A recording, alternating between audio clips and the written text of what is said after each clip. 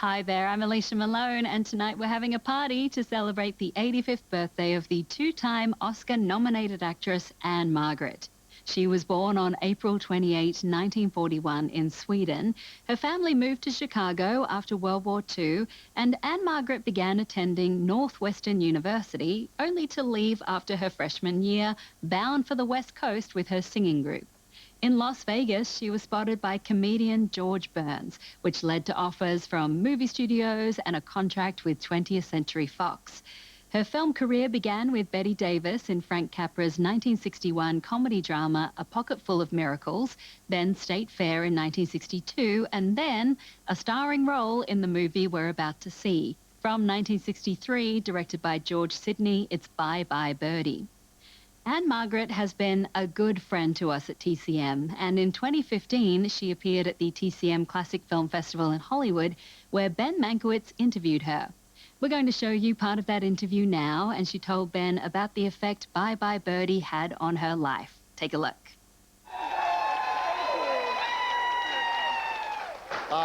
Bye Bye Birdie was your third film. What Yes. did this do for your career? I think that was like a rocket. So it put you into another level, would you say? Like, did it Yes. raise your profile that Yes, significantly? all my relatives saw it. People in Sweden, my relatives in Sweden saw it. And So you did 3 movies for George Sidney, Viva Las Vegas, The Swinger, and this one. What was George Sidney like as a director? first of all, I want to say he taught me so much. He told me, to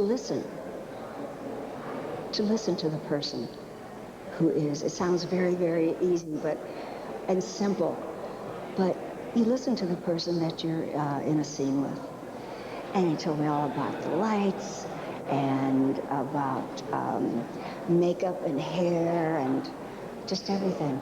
Real quick, the cast of this movie, let me make sure I get everybody. Janet Leigh, Dick Van Dyke, Maureen Stapleton, Bobby Rydell, Jesse Pearson, Paul Lynde, a real mix of dramatic actors, of comic actors, and then you, who's been a singing sensation. Did that cast mix together effectively? Oh, yes. Bobby Rydell and I are still friends. Yeah. Roger and I have seen him in London with his own show, and he comes to my shows. I only see my movies one time.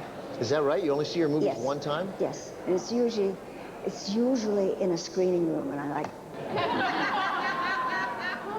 I just want to point out you're the only person who's seen an Anne Margaret movie and then not gone back to see the Anne Margaret movie again. I don't know who that person is. But you can't, it's a tense moment for you to watch yourself on screen. Oh, boy. All right, well, I got news for you. You're really good in this movie. Thank you.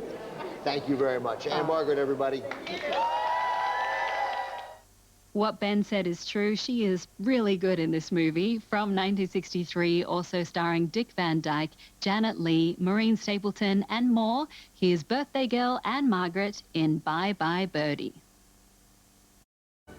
When Anne Margaret began making Bye Bye Birdie, she was 21. It was her third feature film and her biggest role to date.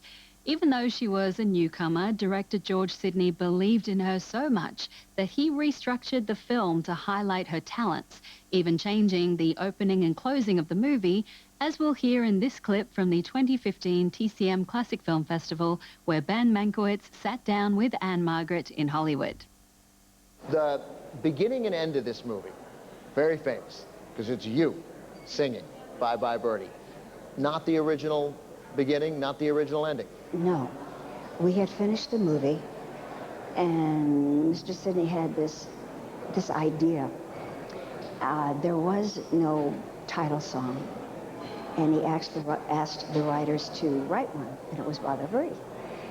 And he wanted to do it, and he used his own money to do the front and the back. And when the studio saw it, they liked it, so they reimbursed him.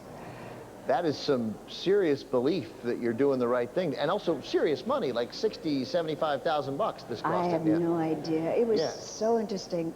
It was about 6 feet high. There were no railings, and there was a wind machine, and it was a treadmill. Really? Yes, That's it? yes. Wow. It's quite interesting. Right, and it became it's the signature moment of the movie, right at the beginning, right at the end. And obviously did a lot for you as well to get featured like that. Well, he was incredible. Thank you very much. And Margaret, everybody. And our celebration of Anne Margaret's 85th birthday will continue after this break with a 1965 gambling thriller she starred in alongside Steve McQueen and Edward G. Robinson. Next on TCM, the Cincinnati Kid, then Once a Thief, and later Made in Paris. We've got Beaucoup and Margaret tonight. Welcome back to TCM and our celebration of Anne Margaret on her 85th birthday. I'm Alicia Malone. Once Anne Margaret started making movies, she hit the ground running. After starring in Bye Bye Birdie, she teamed up with Elvis Presley in Viva Las Vegas from 1964. More films followed in quick succession, and in 1965, she was set to be directed by Sam Peckinpah opposite Steve McQueen for our next movie, The Cincinnati Kid. Peckinpah began working on the production, but instantly clashed with producer Martin Ransohoff. They had very different ideas about the movie's tone. Peckinpah wanted it gritty and black and white, while Ransohoff wanted it colorful and commercial. After a week of filming, Ransohoff fired Peckinpah and hired director Norman Jewison to take over. Ben Mankiewicz interviewed Anne Margaret at the 6th TCM Classic Film Festival in 2015 and spoke with her about Sam Peckinpah and what it was like to work with Steve McQueen. Take a look. This movie was directed by Norman Jewison. It didn't start out being directed by Norman Jewison. It was a Sam Peckinpah film. Did Sam Peckinpah cast you? Was he? Yes. So he was working when you started? I met with him one time, and then all of a sudden I heard that Norman was going to, apparently Sam did not get along with some people. Yes, Peckinpah did not see eye to eye with the producer. Steve McQueen, you have starred next to some very powerful leading men. But I'm I suspect, so blessed. Yeah. So blessed. And I think people here and TCM fans know, but a lot of people think of Steve McQueen as just an action hero, a tough guy. But you can see in this movie, this is a guy with real acting chops. His eyes. Eyes, that's right, yeah. His whole look, the way he talked, and he was such a free spirit. And of course, I certainly identified with him because he loved motorcycles just like I do. And yeah. What about that? You and motorcycles. I love speed. I get into trouble because I'm like a daredevil. If somebody says to me, I bet you can't do that. Oh, I've gotten into so much trouble. So you're the bad girl in this movie. Melba has no morals. That's right. No That's right. morals. None at all. One scene I want to talk about in the movie real quickly, there's a cockfighting scene in the movie, and it is shot by Norman Jewison in certainly a sensual way, an almost sexual way. When you sat through the screening, what were your reactions to that scene? He told me what he wanted of the character, and that's not a part of my character at all. Right. Animals, I mean... Important to you, yeah. So I just took what he said and just became another person. It's a very effective scene, very effective scene. A lot of close-ups on all the actors in that scene. And just for people who care about animals, as just about everybody does, those were rubber knives that they were wearing.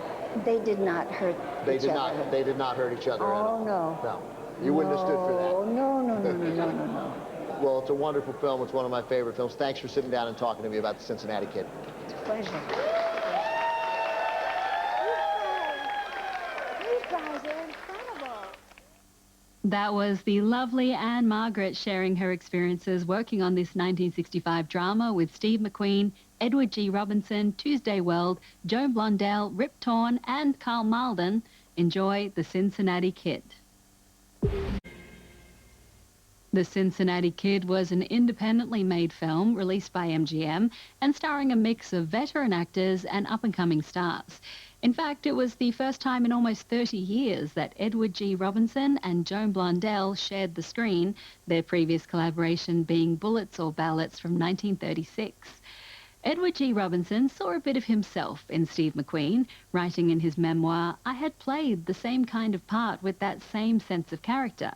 But Robinson said he personally related more to his own character, Lancey Howard, calling him Edward G. Robinson, with great patches of Emmanuel Goldenberg, his birth name, showing through. He was all cold and discerning and unflappable on the exterior, but he was aging and full of self-doubt on the inside.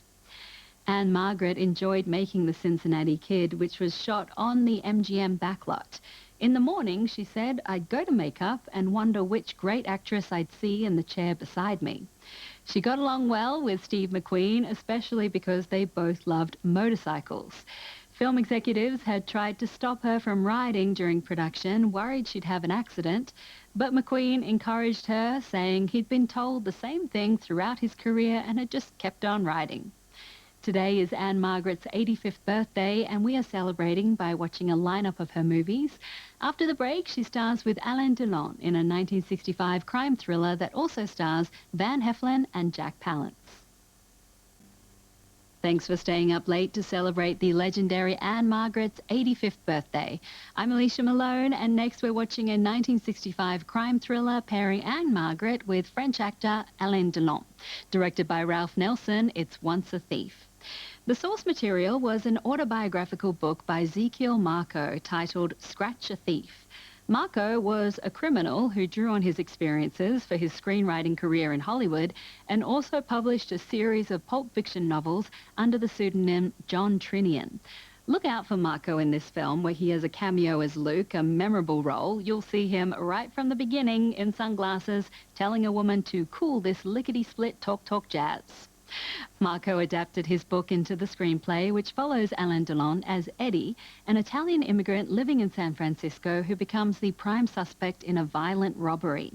Inspector Mike Vito, played by Van Heflin, wants nothing more than to see Eddie brought to justice. Meanwhile, Eddie's wife, Christine, played by Anne Margaret, has to go back to work to support him and their young daughter. And Eddie is being pressured by his brother, played by Jack Palance, to take part in a major heist. This gritty crime film marked a departure for director Ralph Nelson, whose previous films included Lilies of the Field with Sidney Poitier and Father Goose with Cary Grant and Leslie Caron. Nelson shot Once a Thief on location in San Francisco and worked with cinematographer Robert Burks. They used a new high-speed film that allowed them to shoot night scenes with only available light. It looks fantastic. From 1965, this is Once a Thief. A sad ending, but wasn't Anne Margaret wonderful in Once a Thief? She had great memories of filming in San Francisco, though the production was not without incident. Writer Ezekiel Marco, who wrote the screenplay and the original book and appeared as Luke in the film, was detained at one point by the San Francisco Police Department. Anne Margaret ended up with a black eye after filming a physical scene, and she also accidentally hit director Ralph Nelson with an ashtray. He had told her to throw it with all her might for a scene, and she did, but it hit the director, requiring Nelson to get 19 stitches. Filming also stretched for an extra 2 weeks because of the weather. Ralph Nelson wanted that ending to be gloomy, but San Francisco remained stubbornly sunny.